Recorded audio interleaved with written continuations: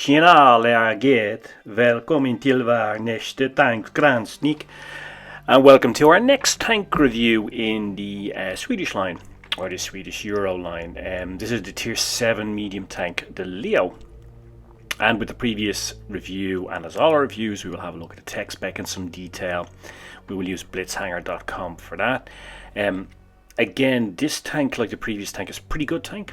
It's not OP or anything like that. It's it's definitely not super, but it's definitely playable. And it's a good tank in what I believe is a great line. I've enjoyed playing all of the tanks here, and definitely worth the grind if you are thinking about it. But this tank has some significant differences to the previous tank. But before we go into the details, let's get our expert Swede on board again and have a look at some details. So this is the Stridsvagn 122A and B, better known as the Leo. It means battle wagon or just tank. It's made by BAE Systems, so British Aerospace Systems, is Sweden, and therefore it is somewhat different to the previous tank, which was made by a purely Swedish company. It's derived from the German Leopard. It has a Rheinmetall gun system. There's a 120mm gun in the actual real tank. It's only 105mm in Blitz, but that's not really here nor there. The tank also has some French components, so you see it truly is a European tank: Swedish, British, German and French. It has a diesel engine, so it's changed from the previous tank. It has a V12 twin turbo diesel, giving 1470 horsepower. It's a main battle tank, 62.5 tons of weight in real life, and it has a smooth bore gun system. And yeah, it is a good tank. You can tell by the way it looks that it's definitely derived from the German Leo. But of course it has some limitations, so unlike the Swedish F, let's not blow our tops. But let's have a look at the details of the tech spec and see how we should run this. So basically I would run improved fuel, cinnamon and salmon, even though I'm not a fan of salmon, I have to say.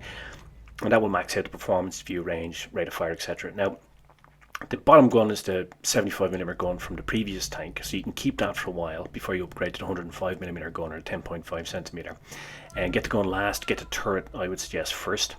155mm of pen with the top gun. On AP 194 with APCR going up to 163 and 204mm using calibrated shells. 53mm with HE going up to 58 with calibrated shells. Reload is 8 seconds, or 8.6 seconds if you use calibrated shells, but it has decent alpha, right? So you're going to get 290 average, and you can get 380 with HE, right? So that's quite a big roll for a medium tank. So therefore, you might want to consider using calibrated shells. The gun index is only 7, so it's a big drop from the previous tank, right? Which was 12.5, so it's almost a 50% drop. The M index is 7.8, so that's actually a significant decrease from the 6 of the Strv 74. So different handling characteristics, right? If you're not familiar with what the G index or the M index are, they're single digits we calculate to compare tanks directly on a like-for-like basis, and there's 2 videos about them. It goes into detail on the Advanced Blitz tutorial playlist. Now, muzzle velocity is 1021 meters per second.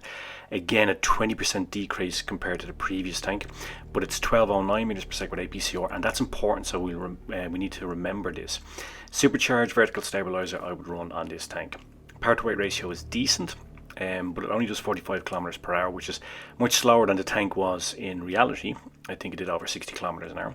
But traverse speed is good, so therefore it's a decent brawler, but do bear in mind that longer reload. It's quite significantly longer reload, right? And that's important when you're brawling. Concealment numbers are improvement on the previous tank. At a view range of 302, you will be spotted at 225 meters, so it's much better, and 242 meters if you're moving. But it's still not great, right? So therefore, and your own view range is only 278 meters, so therefore you need to be careful if you want to use this vehicle for spotting or scouting, because you'll get spotted up, particularly if you're up tiered and there's something like an RU-251 with a really great view range on the opposite team. In terms of armor, it has a bit of armor on the front. It has decent turret armor for a medium tank. It has gun mantle in the center, which is going to bounce shots for you. But there's odd angling on the side. You see here, if you're trying to side scrape, you can see this piece of metal armor sticks out, and that can be easily penned because you can't really get an acute relative armor number on that. So just be aware of that if you're trying to side scrape it. 10 degrees gun depression, so basically this tank does well hull down, and you'll see that in action in the game. But you know, I think it's important though to note that this tank, you know, it has worse gun handling than the previous tank, and particularly in terms of muzzle velocity, and also its pen relative to its predecessor is also lower. I mean, it's on a like-for-like basis. So I'll take a break from the tech spec and have a look at this, right? So we're on Destiny's Pearl, typical position for a tank here with good gun depression. Now I'm up against a tier 8 here, and we know that the Chimera has a really strong turret. So I switch up to APCR. Why? Well, firstly for the pen, but secondly because of the muzzle velocity, right? I get 20% bump on my muzzle velocity using APCR, and the muzzle velocity in this tank is quite low, so therefore don't just look in APCR for the extra pen, also consider the fact that it gives you this additional muzzle velocity. We can see here, we slow it down, I get a bounce off my turret, so exactly as we discussed, good hold down tank, and I get a pen on him, and that pen is due to switching up to APCR. Not just because of the additional pen I get, but as we said, I get a significant bump in my muzzle velocity. So probably if I had used AP, I probably would have missed that shot because he would have backed back down the hill before the shell arrived. So just bear that in mind. Because of your low muzzle velocity, bumping up to APCR is often an option. Now, the pen numbers in this tank are low, particularly when you're up tiered. I want to show you, this is the same game, another sequence of play here. Look, I cannot pen the E75 Eagle up front. It just can't. I'm looking for a vulnerable spot, and while I'm looking, he pens me. So basically, if you're in front of a Tiger 2, a Luva, or something like an E75 or anything heavily armored like that, particularly if you're up tiered, don't mess around trying to pen them, because you can't, even when you use APCR, even if you're running calibrated shells. So move off, save your hit points, use your mobility to get around, to find an angle where you can pen them on the side or the back, or simply just run away until you can get a better shot on them. If you try to pen them front on and you're looking for that vulnerable spot, you are leaving yourself open to being hit by them. That's happened to me with the Eagle. So learn from my mistakes with this tank. Don't bother trying. The pen numbers are pretty low if you're up tiered. So just bear that in mind and take that lesson on board so that you don't lose hit points unnecessarily. So in terms of tactics for this tank, I mean, standard medium tank play, you know, getting out there onto the flanks and going down the medium light tank channels, which you're going to see here in this game, you know, basically utilizing its mobility, being aware of course of its decrease in gun handling, and also please be aware of the fact that while its concealment numbers are better than the previous tank, you're still not very good. So allow other tanks with better concealment numbers, better view range, better spotting capabilities to maybe go ahead of you, and then, you know, maybe play more as a support medium tank if it's possible. Of course, if you're the only medium tank on a team, that's not always possible, right? But we're going to see some good example of this tank in action now in this game and the next game. Now, one thing we discussed in the previous review of the Strv 74 is that because this is a new tech line, there are many players come down from tier 9 and tier 10 to grind this line, because they want to get they want to play the new tanks and they want to get to tier 9 and tier 10 versions of and in the tech line, right?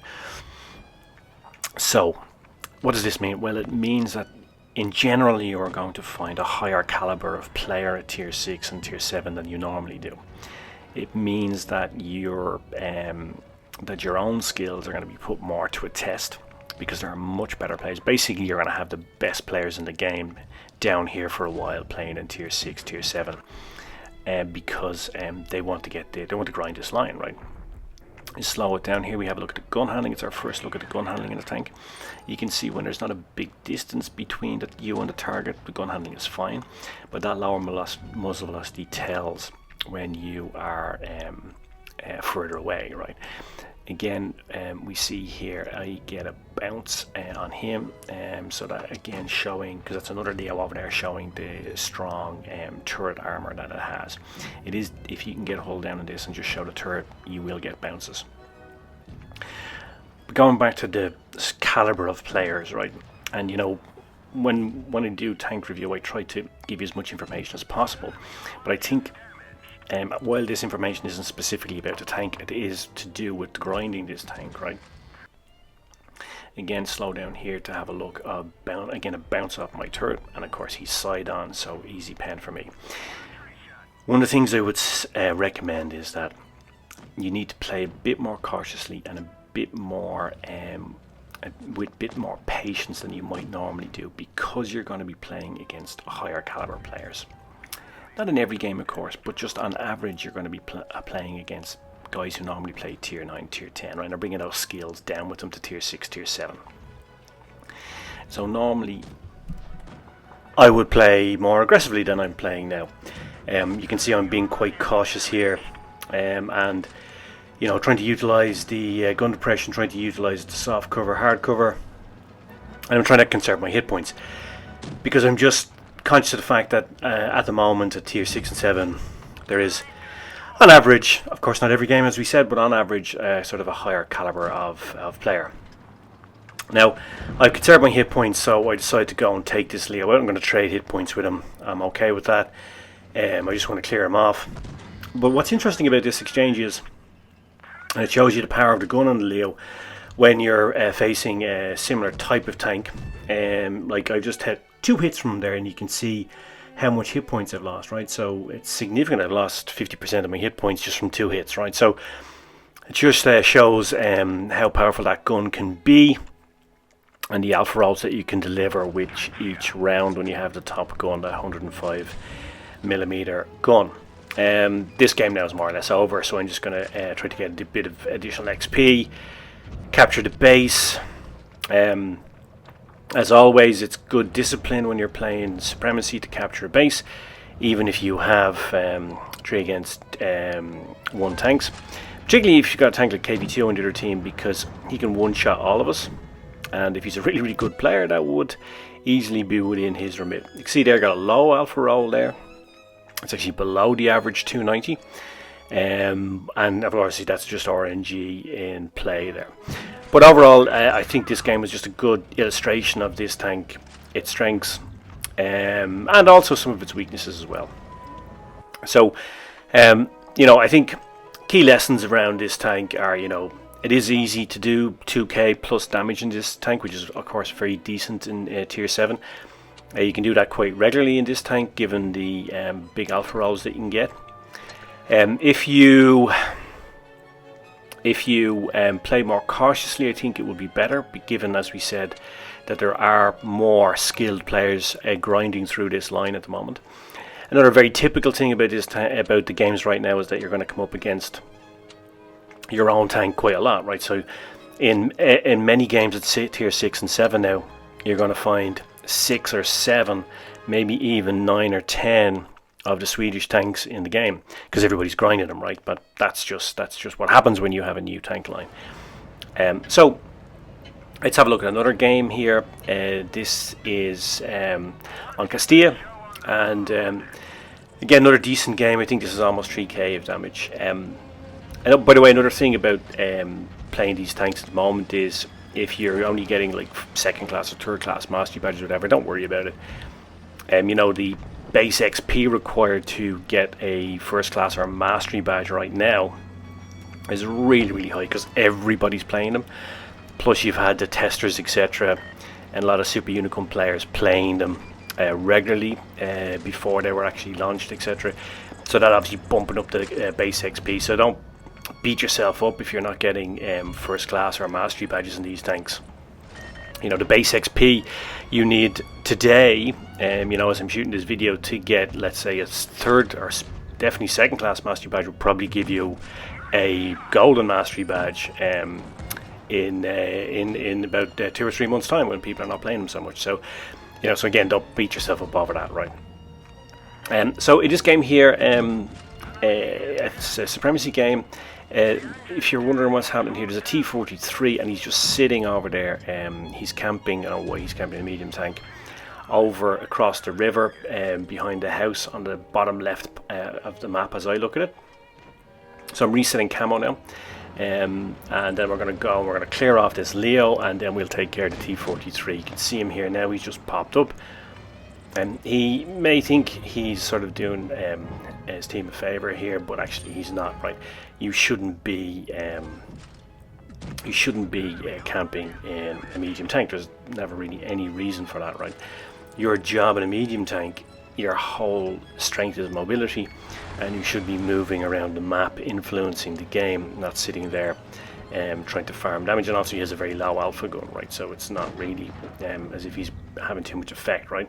Got a few shots on me, but you see ultimately he left us basically 2v1 3 times in the game against his teammates, and that's why they are going to lose this game. Right now the game is quite close actually in the end, or certainly up until the last minute or so, but he's not doing his job.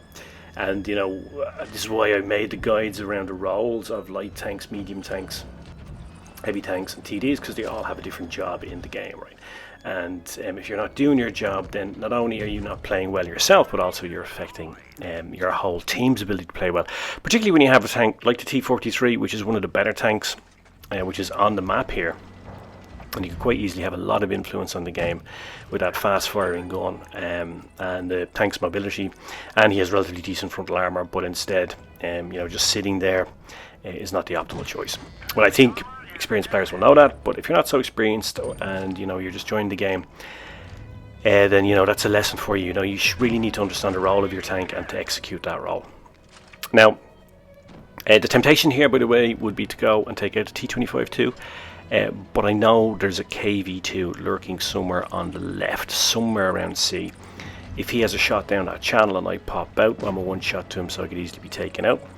Now we're down to 3v3. I could have gone after the T25 too, but as I said, I could also have removed myself from the game because I didn't know where exactly that KV2 was. Now I know where he is, so I'm going to attack him.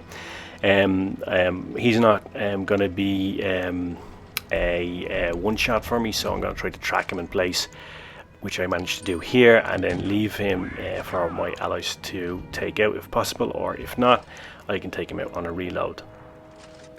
As we said, one of the things about the Leo is this longer reload. It does have this 8 second or 8.5 second, 8.6 second reload if you are using calibrated shells. So therefore you need to be very very careful around that, especially when you're brawling. I would definitely load up adrenaline. So basically, if you look on the right here, you can see I'm running 2 repair kits and adrenaline. And by the way, based on the tips that we went through the other day, if you're running more than two or more single-use consumables, then it's better to use a delivery system, right? Because you get to use them more often, so you get an extra usage per game from them. So this is obviously just a little rule of thumb. If you've got 2 or more duration based, like engine accelerator adrenaline, then you're better off using high-end consumables. So just bear that in mind. If you didn't see that video, it's called 5 Pro Tips Anybody Can Learn and Use, and I'd recommend it for you. Should be at least one in there that you are probably not using at the moment, or not using correctly, and hopefully it will help you improve your gameplay. And obviously, if you're a really experienced player, you're probably already using these good practices. But always, it's always good to see a kind of a little bit of refresher and to reconfirm the things you're doing. Anyway, so there we go. Pretty decent game, almost 3k damage. As I said, you can regularly do 2 to 3k damage with this tank. So, we'll have a recap in a second, but again, another good example of this tank in action, utilizing its strengths, which are its nice alpha rolls, its mobility, it has some armor, particularly on the turret, which is going to get you some bounces, which we saw in the gameplay. But things that we need to watch are the fact that it has significantly decreased muzzle velocity versus the previous tank, significantly decreased gun handling versus the previous tank, and it also has quite low pen numbers, particularly when you are up tiered. So let's have a recap of the key points of this tank. So it's a decent medium tank. It's not amazing. You're not going to go wow, but it's definitely good and it's playable. So no complaints there. So, and again, decent tank in a decent new line. Has decent power to weight ratio and has good traverse. So therefore, you know, it is a decent brawler, but just note that long reload when you're brawling, because there are many tanks you'll be up against that have significantly faster reload.